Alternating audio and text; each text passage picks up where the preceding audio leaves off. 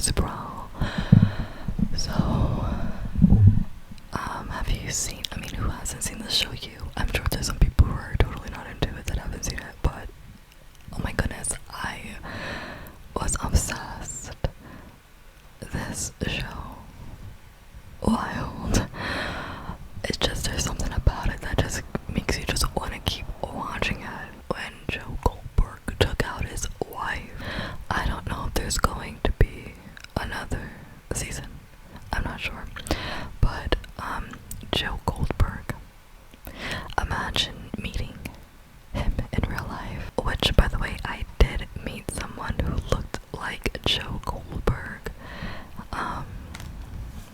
And I do hate to say this, but he was actually pretty gorgeous in real life. I mean, I told him, I said, you know, you look like the guy from You, right? But he looked even more handsome. And it does feel kind of weird saying that because Joe Goldberg is a serial killer and a psychopath. I know there was that whole thing of, why do you think this guy's attractive? He's really crazy. Yeah, imagine meeting Joe in real life, and this is actually no joke. So I'm gonna read to you this lady's story about what happened to her. And this is like the stalker side, not the serial killer side of him.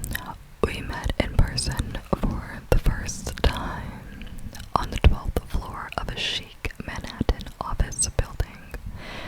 I'm sure there were signs, subtle red flags that would have given me a glimpse into his perverse mind, but I missed them. I thought he was one of the good guys, an average, everyday Joe. I had already known him for about a year. We worked on a remote team, me from New England and him from the South, for a large media company. Our first day in New York was blurred by non-stop introductions, meetings, and presentations. We didn't really have the opportunity to talk one-on-one, so when he asked me to dinner, I didn't find it odd or presumptuous. I did, however, notice his immediate disappointment when I told him I already made plans with a friend from Brooklyn. Feeling guilty and not wanting to ditch him alone in the big city, I invited him along.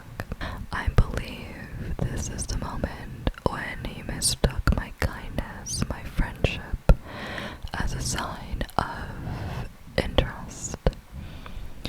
I opened a door in his delusional world, and it was one he had no intention of closing. Netflix put a handsome face on U's antagonist, Joe Goldberg, but let me tell you, there's nothing sexy about a stalker, real or imagined. And much like Beck, the object of Joe's obsession, who is cautioned by his ex-girlfriend Kate, Karen, I too was warned about my coworker. My desire to see the good in people, to pretend that monsters don't exist, overshadowed the truth. At first, I was willfully ignorant. 6 months after our trip, Joe's roommate, who also worked for the same company, sent me a strange email. Joe isn't who you think he is. Be careful. He wrote, oh my goodness, pause. I feel I would have gotten instant chills up my spine. And my goodness, that would have freaked me out. Okay, so I pushed the roommate for more information. He nervously backtracked, claiming he had sent the email during one of their frequent arguments. Sometimes you don't see what's right in front of you, and I convinced myself that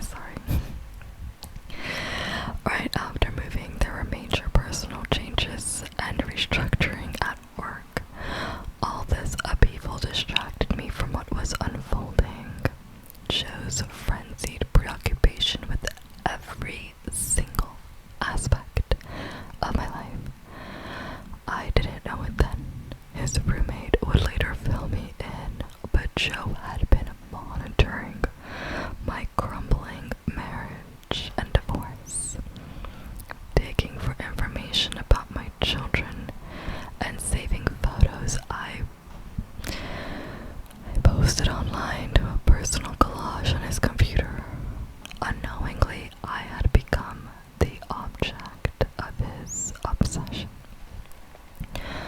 One Friday evening, a thundering knock on the front door jolted my new boyfriend, and I, from an intimate moment on the couch, as I began putting my clothes back on, my boyfriend went to see who it was.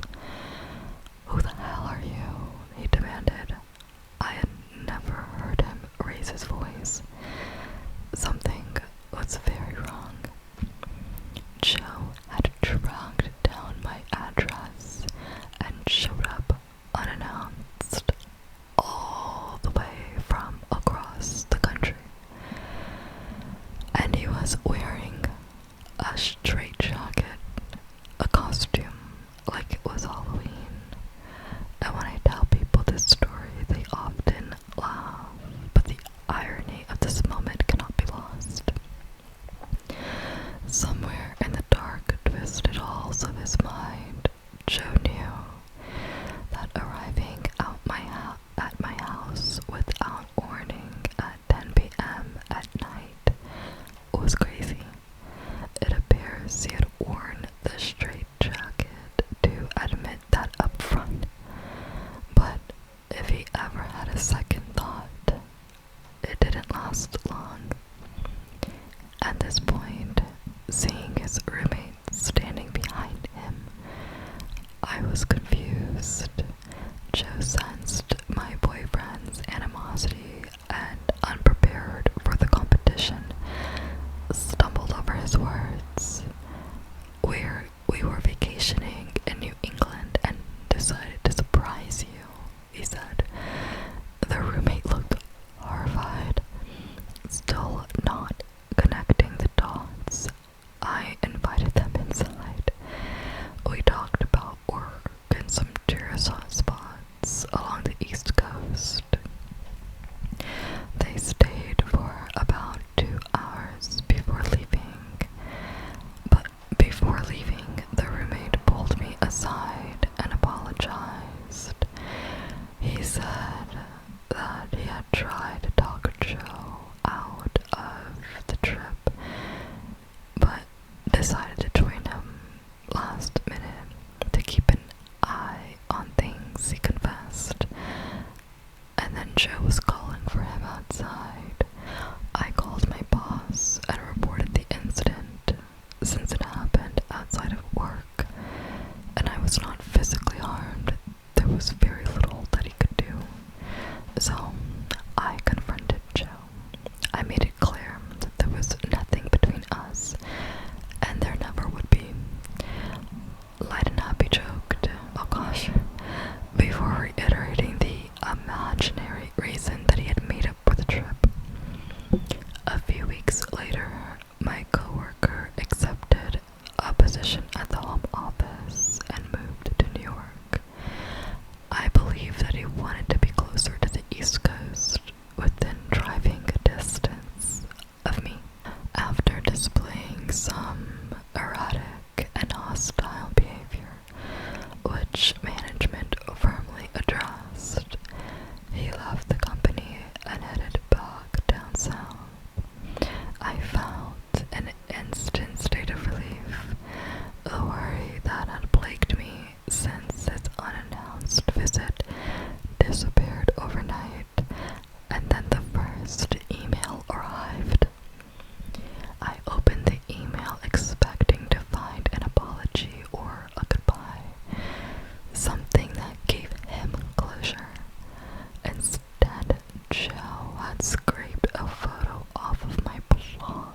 Basically, he sent a picture of her to her, admitting that basically he was very, very attracted to her. And she said this was the first of countless emails that he sent over a multi-year period.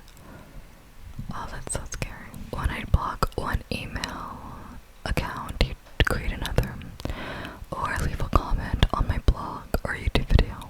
I had to ask friends, colleagues, and family members to block him on social media so we couldn't see their public posts that contained mentions or photos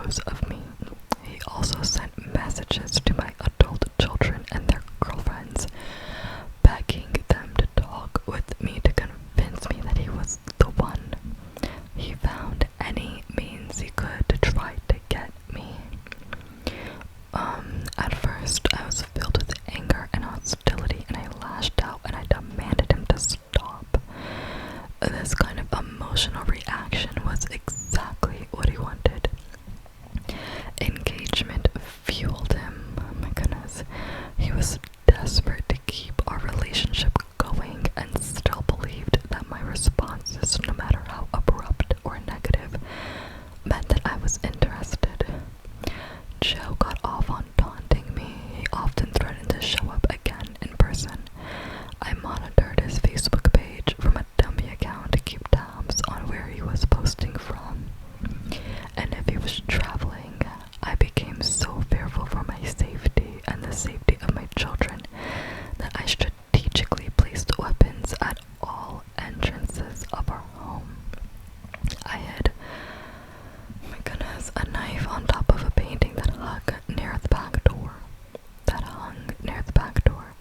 I kept a baseball bat behind a large potted plant next to the front door. There were switchblades and scissors on top of all the window seals. I had night vision hunting cameras installed near the driveway.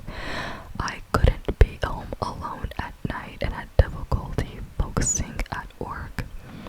I constantly looked over my shoulder. I can't even describe the level of anxiety and dread I felt every single day. I feel that did a good job of describing it. My goodness. Even more so, I felt hopeless. I met with a lawyer and initially sent a cease and desist. Of course, Joe laughed that off. In order to have it enforced, we'd both have to be in the same courtroom. And I wasn't about to give him that luxury.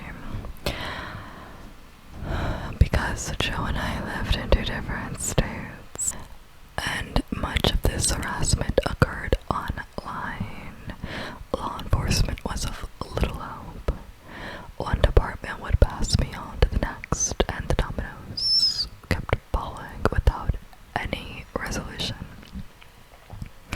I contacted attorney generals in both states and the FBI, which was like navigating through a black hole with duct tape over your eyes.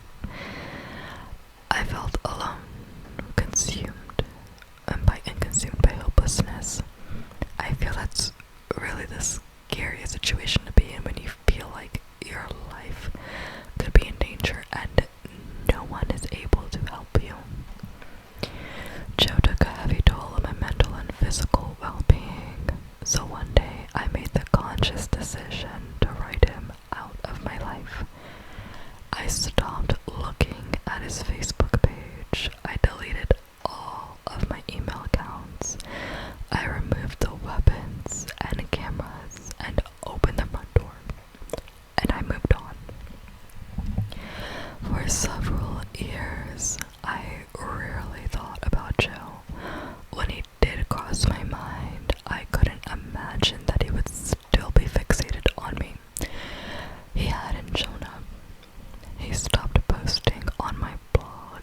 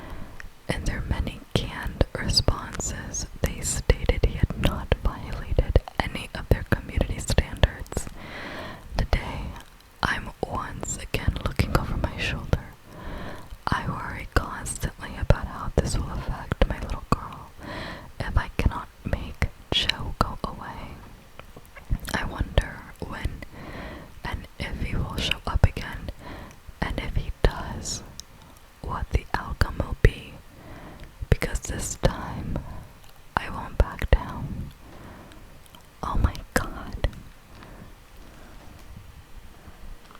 I mean, what a sicko.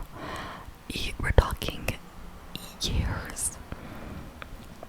Oh my goodness, why can't there just be some kind of a court order to like put him in some mental institution? Because he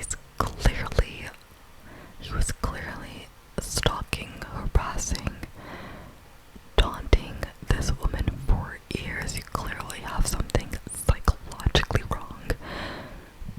But it's so scary because it doesn't pose a danger because he hasn't done anything or crossed a certain line that would make law enforcement do something that is so scary. It's like he knew the lines not to cross and how far he can push the boundaries and what he could do without being held responsible for his words and for his actions. That is terrifying that it got to the point that she had all those weapons around her home, and after years you think, okay, it's done, I haven't heard from him or anything. That he is using your daughter's name on his Facebook page, still taunting her, whether or not she knows it. Like, go away. Oh my gosh. It reminds me of this other YouTuber that I watched, Southern Sounds ASMR. I love her accent. I love that Southern drawl accent. She is just the funniest lady. And anyways, this story wasn't funny, but she had a similar stalking experience from someone. And it was so scary because this was someone who just watched her on YouTube, and somehow he kept sending her emails and somehow knew where she lived because he sent her mail, and she was like, I never gave up my address. And then he knew where she worked, and not just where she worked, but the floor that she worked on, or exactly where she would park her car in the parking lot, which was somewhere close to the elevator, specifically where she would park her car. And she literally said, this person was with me. This person was with me, most likely in the elevator when I was at work, and I didn't know.